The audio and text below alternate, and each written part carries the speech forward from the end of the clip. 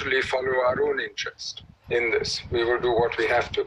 Secondly, when you look at the effects of this, much more Western pressure on Russia in terms of economic sanctions, this has been going on for many years, and we've already seen what it does.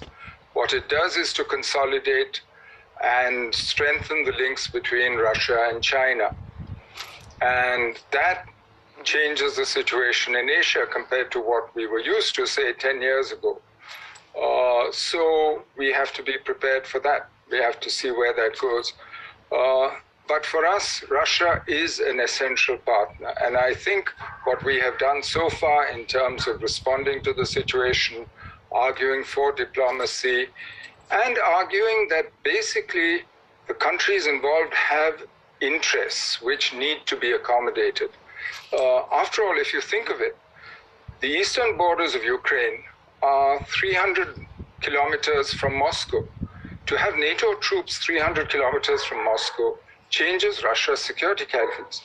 Put it the other way around. Russian troops at the western borders of Ukraine are within striking distance of Berlin, Warsaw, Vienna, Prague, you name it, a whole host of European capitals.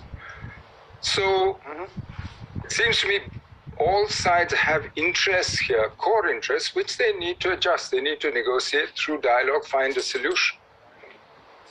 There are obvious solutions. If Ukraine were neutral, without the presence of any foreign troops. But today, in the middle of this crisis, when it's been brought to the stage where there's actual fighting going on Ukrainian soil, it's very difficult to see how we are going to get there if the powers are not talking with each other, if they're sanctioning each other, and if there is actual fighting on the ground. So sitting here in India, it is logical for us to urge dialogue and accommodation of mutual interest and a way forward which makes sense. I mean, make Ukraine non-aligned.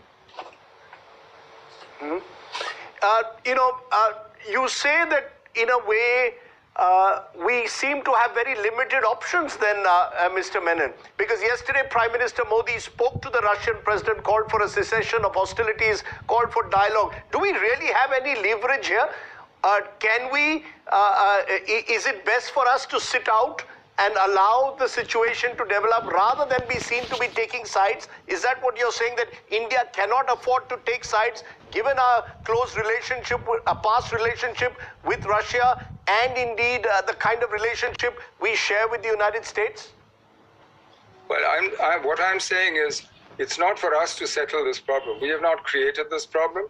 It's not for us to settle it. Today, it's very difficult to see a way forward. But we should be looking for opportunities to encourage them to find a peaceful dialogue, a peacefully negotiated settlement which accommodates their interests. And that's what we should be doing, and I think that's what the government has been doing.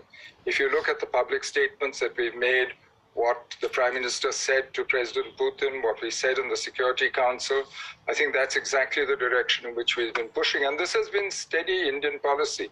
2014, when the crisis, when Russia moved into Crimea, we said exactly the same.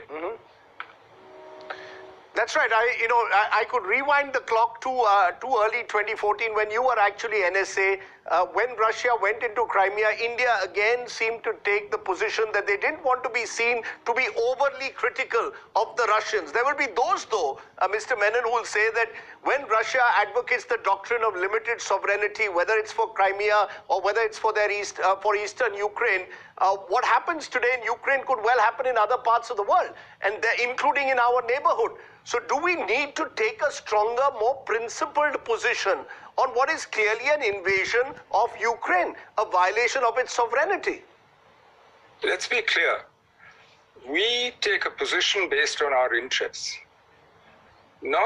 And frankly, nobody appointed you judge, jury, and you're not here to enforce whatever you think are the right principles in the international system. Other countries act on their interests, you act on your interests as well. So our interest is in the right outcomes. If you think that picking sides or condemning somebody helps to create the right outcome, do so.